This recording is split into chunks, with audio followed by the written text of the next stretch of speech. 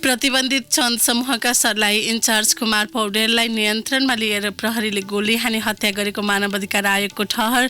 घटनामा संलग्नलाई कारबाही गर्न सिफारिस।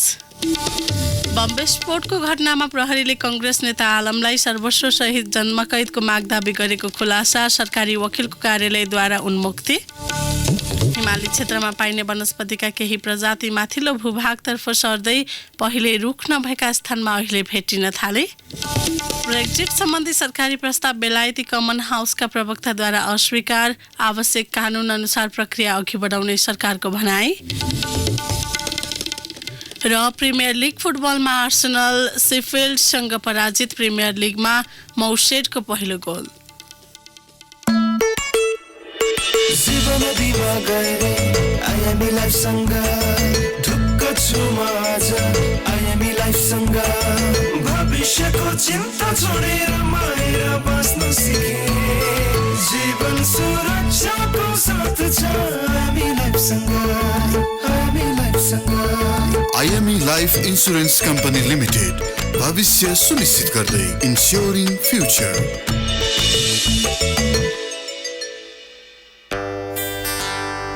बुन्दैछ नयाँ कथा घोल्दैछ स्वाद नयाँ जोडिन्छ हरेक चुस्कीमा नेपालीपनकै आभास यहाँ मुस्कान झर्दै मायामा घुल्दै मिठास भर्दै मनलाई जोड्दै red लेबलको आफ्नोपनको book bond red label स्वाद आफ्नोपनको। नमस्कार, कान्तिपुर डायरीका साथमा साथी प्रकाश र म इन्द्रलक्ष्मी। समाचार अब विस्तारमा। मानव अधिकार आयोगले नेत्रविक्रम चन्द समूहका सरलाही इन्चार्ज कुमार पौडेललाई प्रहरीले नियन्त्रणमा लिएर गोली हानी हत्या गरेको निष्कर्ष निकाल्दै संलग्नलाई कारबाहीको सिफारिस गरेको छ। आयोगले आदेश दिने उच्च प्रहरी अधिकारीमाथि पनि छानबिन गरी कारबाही गर्न सरकारलाई निर्देशन दिएको छ। प्रहरीको दाबी जस्तो दोहोरो भिडन्त वा आत्मरक्षाको स्थिति पुष्टि नभएको र घटनाको प्रकृति तथा संकलित प्रमाण समेतबाट नियन्त्रणमा लिएर मारिएको देखिएको आयोगले जनाएको छ। प्रहरीले पौडेललाई नियन्त्रणमा लिएपछि 9 राउन्ड गोली हानेको आयोगले उल्लेख गरेको छ। आयोग पदाधिकारीको हिजो बसेको बैठकले आफ्नो छानबिन प्रतिवेदन आधारमा प्रत्यक्ष संलग्न तथा कमान्डर समेत रहेका प्रहरी निरीक्षक कृष्णदेव प्रसाद शाह, प्रहरी हवलदार द्वय श्री विनोद शाह र सत्यनारायण मिश्रलाई तत्काल निलम्बन गरी फौजदारी अभियोगमा मुद्दा चलाउन सरकारलाई सिफारिस समेत गरेको छ। आयोगका सचिव वेद भट्टराईद्वारा हिजो जारी विज्ञप्ति अनुसार प्रहरी निरीक्षक किरण प्रसाद नेउपाने र प्रहरी नायब निरीक्षक सूर्यकुमार कार्कीलाई मुचुल्का गर्दा त्रुटि गरेकाले सचेत गराउन सरकार र नेपाल प्रहरीलाई सिफारिस गरेको छ। आयोगले प्रहरीलाई निर्देश दिने तालुक निकायका पदाधिकारी तथा कर्मचारी, आदेश दिने अधिकारी तथा दुरुत्साहन गर्ने व्यक्तिमाथि समेत अनुसन्धान गरी कानुनी दायरामा लिई कानुन बमोजिम कारबाही गर्न सिफारिस गरेको छ। यसैबीच नेत्रविक्रम चन्द नेतृत्वको समूहले सरकारसँगको वार्ताका लागि आफूमाथिको प्रतिबन्ध हटाउनु पर्ने र नेता कार्यकर्तालाई निशर्त रिहा गर्नुपर्ने शर्त अघि सारेको छ। जनसमूहको गत असोजमा सम्पन्न 8औं पूर्ण बैठकले यस्तो निर्णय गरेको हो। तर बैठकले सरकारले अघि सारेको वार्ताको कुरा पत्यार गर्न लायक नभएको निष्कर्ष समेत निकालेको छ।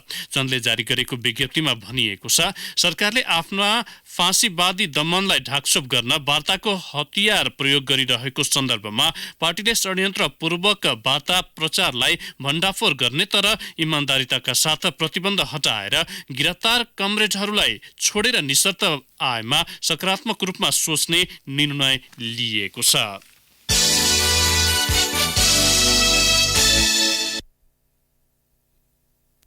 तत्कालीन गृहमन्त्री कृष्ण प्रसाद सिटौला, गृह सचिव उमेश मैनाली र प्रहरी महानिरीक्षक ओम विक्रम राणाले रौतहट बम विस्फोट घटना र घाइतेका विषयमा आफूहरू जानकार नै नरहेको बताए पनि कांग्रेस सांसद मोहम्मद अफ्ताब आलममाथि 12 वर्ष अघि प्रहरीले नै सर्वस्व सहित जन्मकैद सजाय हुनुपर्ने माग दाबी गरेको खुलासा भएको छ। 2064 चैत्र 27 गते राति विस्फोटमा घाइते भएकालाई इटाभट्टामा लगेर मारिएको कसुर सम्बन्धी प्रहरीको अनुसन्धान प्रतिवेदनमा आलम सहितका आरोपितमाथि सर्वस्व सहितको जन्मकैदको सजाय माग दाबी लिएर प्रहरी जिल्ला सरकारी वकिलको कार्यालय पुगेको पाइएको छ।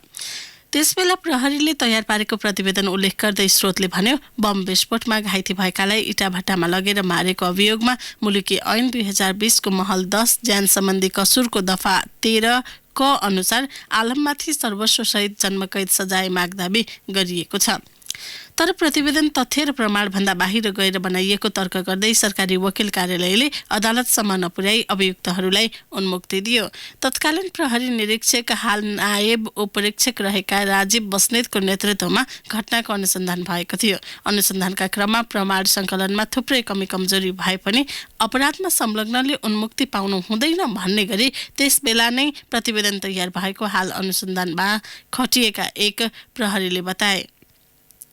प्रहरी संघको बयानमा आलमले कसुर अस्वीकार गरिरहेका छन्। विस्फोट घटनामा भागेर बाँचेका एक पीडितको चोट तथा घाउ जाँच भइरहेको छ। उनको स्वास्थ्य परीक्षण प्रतिवेदन आएपछि अनुसन्धानलाई पूर्णता दिने प्रहरीको भनाइ छ। आलम जोडिएको घटनामा कसुर पुष्टि हुने आधार तयार भइसकेको उल्लेख गर्दै आलममाथि पोलिग्राफ बयान लिने तयारी भइरहेको स्रोतले जनायो।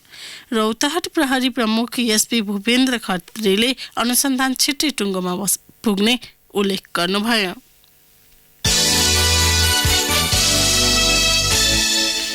हिमाली क्षेत्रमा पाइने वनस्पतिका केही प्रजाति वर्षेनी माथिल्लो भूभागतर्फ उक्लिरहेको अध्ययनले देखाएको छ। चिसोले वनस्पति नै नहुने क्षेत्रमा पनि क्रमिक रूपमा यसरी उक्लनेमा भोजपत्र र गोब्रेसल्ला लगायतका वनस्पति छन्। विश्वमा हालसम्म 166 वटा अध्ययनले पनि वृक्षरेखा माथि सर्दै गएका वनस्पतिको प्रतिशत 52 देखाएको छ। 47% को वृक्षरेखा फेरबदल भएको छैन। कतिपय वनस्पतिको वृक्षरेखा उस्तै नै रहेको छ। हिमाली क्षेत्रका केही वनस्पतिको हरेक वर्ष 2.6 मिटरका दरले वृक्षरेखा माथि सर्दै गएको अनुसन्धानको निष्कर्ष छ। वनस्पति विज्ञहरूले नेपालको पूर्वदेखि पश्चिमसम्मका उच्च हिमाली क्षेत्रमा विभिन्न समयमा गरेको अध्ययनबाट भोजपत्र र गोब्रेसल्ला जस्ता वनस्पति माथितिर उकालो लागिरहेको तथ्य पत्ता लगाएको हो। तापक्रम बढेर हिमताल र हिमनदी पग्लने क्रम बढिरहेका बेला वनस्पतिका केही प्रजाति उपयुक्त चिसो खोज्दै मास्तिर उक्लिरहेका छन्। यसको असर त्यहाँका वन्यजन्तु र जनजीवनमा समेत पर्ने विश्लेषकहरूको भनाइ छ। भोजपत्र र गोब्रेसल्ला बारे institute of Tibetan plateau research Chinese academy of sciences बेजिङबाट विद्यावारिधि गरेर त्यही कार्यरत वनस्पति विज्ञ शालिग्राम सिग्देलले वनस्पतिहरूको वृक्षरेखा ट्रीलाइन माथितिर स्थानान्तरण हुने क्रम बढिरहेको पाइएको जानकारी दिनुभयो। मेरो अध्ययनले पश्चिमको तुलनामा पूर्वी हिमाली भागमा वनस्पतिहरू माथितिर उकालो लागिरहेको देखाएको छ। पर्वतीय क्षेत्रको परिवर्तन सम्बन्धी चौथो सम्मेलनमा भाग लिन काठमाडौँ आएका उहाँले भन्नुभयो विगतमा रुख नहुने स्थानमा अहिले 2 मिटर भन्दा बढी उचाइका रुख भेटिएका छन्। त्यसले माथिल्लो क्षेत्रमा वृक्षरेखा स्थापित भएको छ। प्रधानमन्त्री केपी शर्मा ओली आगामी 8 र 9 गते अजरबैजानको बाकुमा हुने असंलग्न अभियान नामको 18औं शिखर सम्मेलनमा सहभागी हुनुहुने भएको छ। भर्खरै सम्पन्न संयुक्त राष्ट्र संघको 74औं महासभामा परराष्ट्र मन्त्री प्रदीप कुमार गेवालीलाई पठाए पनि सम्मेलनमा प्रधानमन्त्री आफै जान लाग्नु भएको हो। सम्मेलनमा ओलीले वाङडुङ सिद्धान्तलाई आत्मसात गर्दै वर्तमान विश्वमा उचित र पर्याप्त चुनौतीको प्रतिक्रिया दिने शीर्षकमा विचार राख्ने कार्यक्रम छ। प्रधानमन्त्रीको टोलीमा उहाँकी पत्नी राधिका चाक्य, परराष्ट्र मन्त्री गेवाली, राजनीतिक सल्लाहकार विष्णु रिमाल, परराष्ट्र सल्लाहकार राजन भट्टराई र परराष्ट्र सचिव शंकरदास बैरागी सहित परराष्ट्रका उच्च अधिकारीहरू रहेको परराष्ट्र मन्त्रालयले उल्लेख गरेको छ।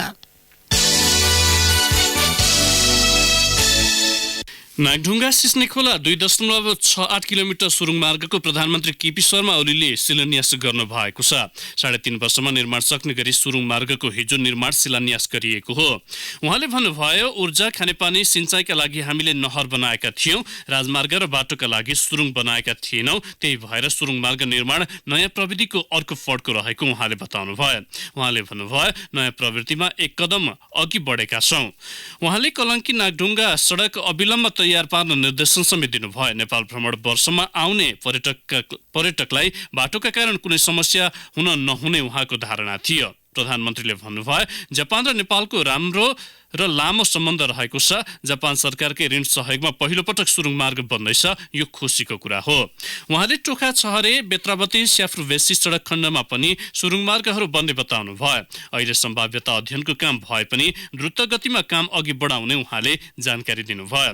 भौतिक पूर्वाधार तथा यातायात मन्त्री रघुवीर महासेठले सुरुङ मार्गको निर्माण 42 महिना अघि नै सकिने जानकारी दिनुभयो। उहाँले भन्नुभयो, साँच्चीकै बनाउने हो भने 42 महिना चाहिँदैन, बढीमा 36 महिनाभित्र बनाएर दिन भनेका छौँ। यसमा निर्माण कम्पनी सकारात्मक छ। उहाँका अनुसार त्यही आर्थिक वर्षमा अन्य 7वटा सुरुङ मार्गको विस्तृत परियोजना प्रतिवेदन DPR पनि तयार हुनेछ। सुरुङ मार्गले सडकको लम्बाइ 4 किलोमिटर छुट्याउने उहाँले बताउनु भयो। उहाँका अनुसार सडकतर्फको आधुनिक प्रवृत्तिको सुरुङ नेपालकै पहिलो भएकाले विशेष महत्त्वको छ। काठमाडौँमा मुआवजा वितरण टुङ्गिए पनि धादिङतर्फ मुआवजा वितरण अझै हुन सकेको छैन। धादिङतर्फ सुरुङ मार्ग निर्माणका लागि 109 रोपनी जग्गाको प्रयोग हुनेछ। यसमध्ये 44 रोपनी स्थानीयको रहेको उहाँले बताउनु भयो। कान्तिपुर डायरीमा अब ब्रेकको पालो। ब्रेकपछि अब बाँकी प्रसङ्ग। लामो समयदेखि रिक्त रहेका संवैधानिक आयोग र संक्रमणकालीन न्याय सम्बन्धी आयोगहरूमा पदाधिकारी नियुक्त प्रक्रिया लम्बिने भएको छ। सत्तारूढ दल नेकपा र प्रमुख प्रतिपक्षी कांग्रेस बीच हिजो भएको छलफल निष्कर्षमा नपुगेपछि पदाधिकारी नियुक्तिमा समय लाग्ने भएको हो। संक्रमणकालीन न्यायसँग जोडिएका सत्यनिरूपण तथा मेलमिलाप आयोग र बेपत्ता छानबिन आयोग 6 महिनादेखि पदाधिकारी विहीन छन्। बैठकमा रिक्त आयोगहरूमा पदाधिकारी नियुक्तिका विषयमा छलफल भए पनि ठोस निष्कर्ष आएको छैन। महिला हिंसा, संक्रमणकालीन न्याय लगायतका विषयमा संयुक्त राष्ट्रसङ्घ UN अन्य मुलुकसँग मिलेर टिप्पणी गरेको भन्दै सरकारले आपत्ति जनाएको छ। परराष्ट्र मन्त्री प्रदीप गेवालीले नेपाल स्थित UN कार्यालयको पछिल्लो क्रियाकलापलाई लिएर हिजो पत्रकारहरूसँग आपत्ति जनाउनु भयो। नेपाल स्थित UN कार्यालयले पछिल्लो पटक असोज 17 गते नेपालमा रहेका Australia, Finland, France, Norway, Switzerland र बेलायतका राजदूतावासहरूसँग मिलेर महिला विरुद्ध हिंसाका बारेमा संयुक्त विज्ञप्ति निकालेको थियो। विज्ञप्तिमा अन्तर्राष्ट्रिय समुदायले नेपालमा रहेको महिला विरुद्धको हिंसामा चासो दिएको उल्लेख थियो। महिला हिंसा विरुद्धका केही विषय अझै अनुसन्धानको प्रक्रियामा रहेको उल्लेख गर्दै अन्तर्राष्ट्रिय कानुन अनुसार नेपालले पीडितलाई न्याय प्रदान गर्नुपर्ने भनिएको थियो। अन्तर्राष्ट्रिय समुदायले यसअघि गत वर्ष पनि बेपत्ता पारिएका व्यक्तिको छानबिन आयोग र सत्य निरूपण तथा मेलमिलाप आयोगको म्याद सकिन लाग्दा नेपाल सरकारलाई संक्रमणकालीन न्यायबारे आफ्नो योजना प्रष्ट पार्न आग्रह गरेको थियो।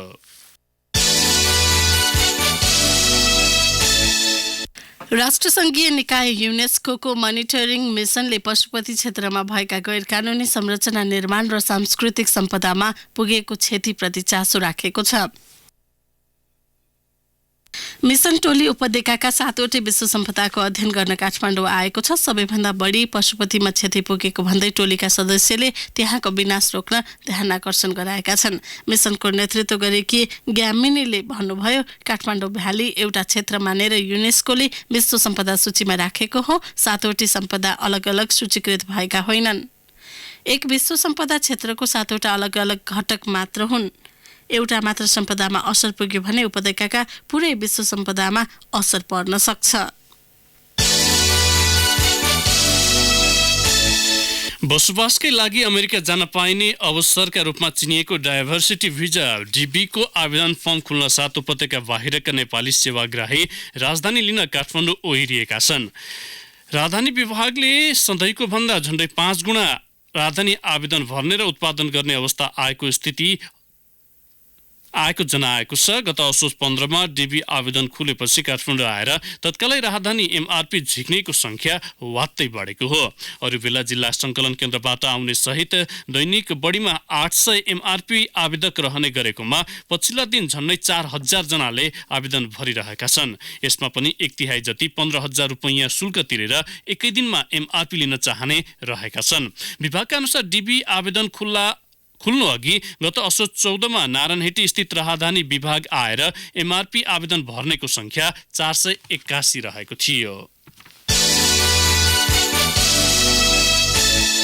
उपत्यकाका जनप्रतिनिधिहरूले नेवार समुदायको भाइटिकाको दिन कार्तिक 13 गते सार्वजनिक बिदा दिन सरकारसँग माग गरेका छन्। उनीहरूले प्रधानमन्त्री KP शर्मा ओलीलाई भेटी नेवार समुदायले आफ्नै पात्र अनुसार मनाउने पर्व भाइटिकाको दिन सार्वजनिक बिदा दिन माग गरेका हुन्। पञ्चाङ्ग निर्णायक समितिको पात्र अनुसारको तिहारको भाइटिका कार्तिक 12 मा परेको छ भने नेवार समुदायको पात्र अनुसार भाइटिका कार्तिक 13 मा परेको छ। सरकारले कार्तिक 12 गतेको भाइटिकाका दिन सार्वजनिक बिदा दिएको छ, तर नेवार समुदायको भाइटिकाको दिन भने बिदा दिएको छैन। नेवार समुदायको पात्र अनुसार कार्तिक 12 मा मह पूजा र 13 गते भाइटिका परेको छ। प्रदेश दिनका नेकपाका प्रदेश सभा सदस्य राजेश साक्यले उपत्यकाका जनप्रतिनिधिहरूले प्रधानमन्त्रीलाई भेटी नेवार समुदायको भाइटिकाको दिन समेत बिदा दिन माग गरेको जानकारी दिनुभयो। मिनी ट्रकको डालाको उचाइ घटाएर डिपो सञ्चालकले उपभोक्ता ठगी गरेको प्रहरी अनुसन्धानबाट खुलेको छ। मिनी ट्रकको सतहमा 5 इन्चका फलाम र काठको फ्रेम राखेर त्यहाँमाथि बालुवा गिटी लोड गरी उपभोक्ता ठगी गरिरहेको पाइएको महानगरीय अपराध अनुसन्धान महाशाखाका प्रमुख सहकुल थापाले जानकारी दिनुभयो। मापदण्ड अनुसार मिनी ट्रकको सामान राख्ने डालाको उचाइ 1.67 फिट 20 इन्चको हुन्छ। चौडाइ 6 फिट 72 इन्च र लम्बाइ 10 फिट 120 इन्च निर्धारण गरिएको छ। यस्ता मिनी ट्रकमा 100 क्युफिट सामग्री अट्ने गरेका छन्। तर उपत्यकाका बालुवा गिट्टी डिपो सञ्चालकले मिनी ट्रकको भित्री भागमा कम निर्माण सामग्री अट्ने गरी फलामको पाता र काठ ओछ्याई स्वरूप नै बिगार्ने गरेको पाइएको छ। 20 इन्च हुनुपर्नेमा उचाइ घटाएर कम निर्माण सामग्री लोड गरी 5 इन्चसम्म उचाइ घटाउने गरेको प्रहरी अनुसन्धानबाट खुलेको छ। प्रदेश 5 को लोकसेवा आयोगमा फर्जी कागज बनाएर सदस्य नियुक्त गरिएको खुलेको छ। 3 सदस्यीय आयोगका लागि मुख्यमन्त्री शंकर पोखरेल संयोजक रहेको समितिले सिफारिस गरेको महिला सदस्य राहेल पोखरेलको कागजात फर्जी देखिएपछि नियुक्त दुवै सदस्यको शपथ ग्रहण रोकिएको छ। आयोग अध्यक्षमा सरकारले साउन पहिलो साता अर्घाखाँचीका डिलाराम भट्टराईलाई नियुक्त गरेको थियो। थप 2 सदस्यमा सिफारिस भएका गुल्मीका बाबुराम गौतम र रूपन्देहीकी पोखरेल प्रदेश प्रमुख उमाकान्त झाबाट बिहिबार नियुक्त भएका थिए। राहेल प्रदेश सभामा विपक्षी दलका नेता बलदेव शर्मा पोखरेलकी बुहारी समेत हुन्। सिफारिस समितिमा उनी र सभामुख सदस्य छन्। नियुक्तिको खबर बाहिरिएपछि पोखरेलका विषयमा कागज पत्र नक्कली भएको भन्दै अख्तियार दुरुपयोग अनुसन्धान आयोगमा उजुरी परेको छ। नेपाल भ्रमणमा रहेकी संयुक्त राष्ट्रसङ्घ जनसङ्ख्या कोषकी कार्यकारी निर्देशक तथा युएनकी उपमहासचिव नतालिया कनेमले कोषको कार्ययोजनाले शिक्षा र स्वास्थ्य सुरक्षामा पहुँच, यौन तथा प्रजननमा सार्वभौम अधिकार सहितको विकासको प्रत्याभूति गराउन जोड दिनुभएको छ। व्यक्ति तथा दम्पतिहरूले कहिले बच्चा जन्माउने, कति जन्म अन्तर राख्ने र कतिवटा बच्चा जन्माउने भन्ने विषयमा आफै निर्णय लिन सक्ने उहाँले बताउनुभयो। अब केही समाचार संक्षेपमा। लगानी बोर्डले निजी क्षेत्रलाई फोहोर मैला व्यवस्थापनका लागि अनुमति दिए पनि काम अघि बढ्न सकेको छैन। काठमाडौँ र ललितपुर महानगरपालिकाले फोहोर मैला व्यवस्थापनको जिम्मेवारी निजी क्षेत्रलाई दिने वा स्थानीय तह आफैले गर्ने भन्ने विषयमा टुङ्गो नलगाउँदा बोर्डले 1.5 वर्ष अघि निजी क्षेत्रलाई कामको जिम्मा दिएको थियो। अस्पतालभित्र औषधिजन्य पदार्थ व्यवस्थित बनाउन गठित ड्रग एन्ड थेराप्युटिक कमिटी डिसिटी निष्क्रिय हुँदा हचुवाको भरमा औषधि किनबेच भइरहेको पाइएको छ। सरकारी निजी अस्पताल र मेडिकल कलेजका आफ्नै फार्मेसी गुणस्तरीय बनाउन डिटिसी गठन भएको 5 वर्ष बित्यो, तर औषधि व्यवस्थापनमा यो कमिटीले प्रभावकारी काम अझै गर्न सकेको छैन। काठमाडौँ महानगरपालिकाले माइतीघर, चाबहिल र जय बागेश्वरीमा स्थानान्तरण गर्न मिल्ने खालका आकाशे पुल निर्माण गर्ने भएको छ। निर्वाचन आयोगले मङ्सिर 14 गते हुने उपनिर्वाचनका लागि मुख्य निर्वाचन अधिकृत र निर्वाचन अधिकृतहरू तोकेको छ। आयोगले न्याय परिषदको परामर्शमा 37 जिल्ला न्यायाधीशलाई मुख्य निर्वाचन अधिकृत र न्याय सेवा आयोगको परामर्शमा 11 जना न्याय सेवाका उपसचिव स्तरका अधिकृतलाई निर्वाचन अधिकृतका रूपमा तोकेको हो। र त्रिवी शिक्षण अस्पतालले तेस्रो पटक कलेजोको सफल प्रत्यारोपण गरेको छ। प्राध्यापक डाक्टर रमेश सिंह भण्डारीको नेतृत्वमा 5 महिनाभित्र तेस्रो पटक कलेजो प्रत्यारोपण गरिएको हो। कान्तिपुर डायरीमा फेरि पनि ब्रेकको पालो। अब आर्थिक प्रसङ्ग। थोरै खेतमा धेरै फलाउन अनाधिकृत उन्नत जातका धान रोपेका पर्वतका किसान पाक्ने बेलामा पछुताएका छन्। प्राविधिक सिफारिस बिना लगाइएका ARI 6 US 312 तहलका लोकतन्त्र लगायतका धान पाक्ने बेलामा बालाभरि कालो पोके देखा परेको छ। जिल्लाकै कुस्मा फलेवास नगरपालिका विधायी गाउँपालिका लगायतका किसानले लगाएको हाइब्रिड धान पाक्ने बेलामा सखाप हुन थालेको हो। धेरैजसो कटुवा, चौपारी, मुडिकुवा, शङ्कर पोखरी, सिल्मी, रानीपानी, बर्रा, चौर लगायतका खेतका धानमा यस्तो प्रकोप देखिएको हो। धान पसाएर दाना लाग्ने बेलामा धानकै दाना जस्तै पहेँलो देखिने गरेको किसानले बताएका छन्। प्रकोप सुरु भएको पहिलो साता पहेँलो, दोस्रो साता पाकेको सुन्तला जस्तो हुँदै पाक्ने बेलासम्म कालो पोकामा परिणत भएको किसानले बताएका छन्।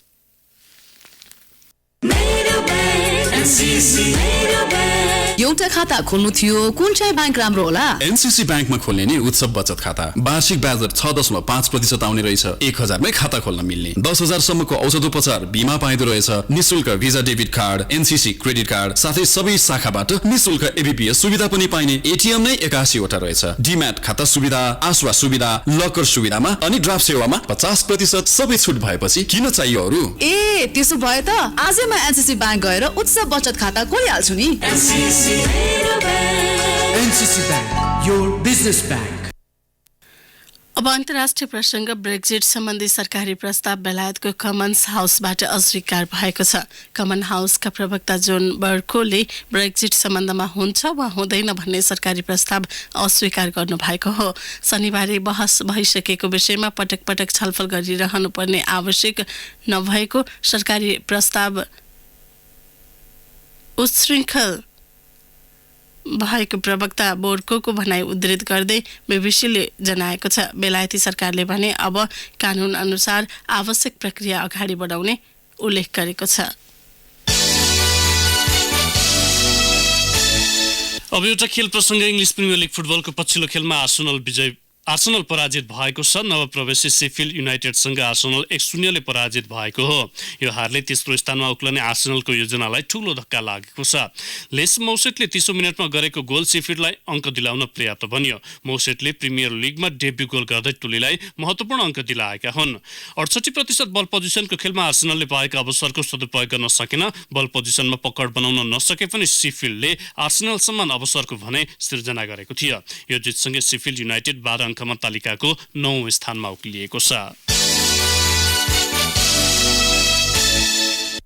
अब मौसम सम्बन्धी जानकारी। मुलुकभर आज सामान्य बदलिरहने जल तथा मौसम पूर्वानुमान महाशाखाले जनाएको छ। मध्य र पूर्वी पहाडका 1-2 स्थानमा हल्का वर्षाको सम्भावना रहेको महाशाखाको अनुमान रहेको छ।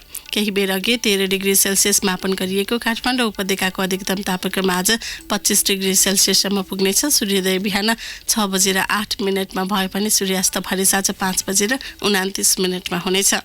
हौस् त यिनै प्रसङ्गसँगै कान्तिपुर डायरीको यो बुलेटिन यहीँ सकिन्छ। साथी प्रकाश र म इन्द्र लक्ष्मी बिदा हुन्छौँ। नमस्कार। सूचना र मनोरञ्जनको संवाहक रेडियो राष्ट्रको रेडियो कान्तिपुर।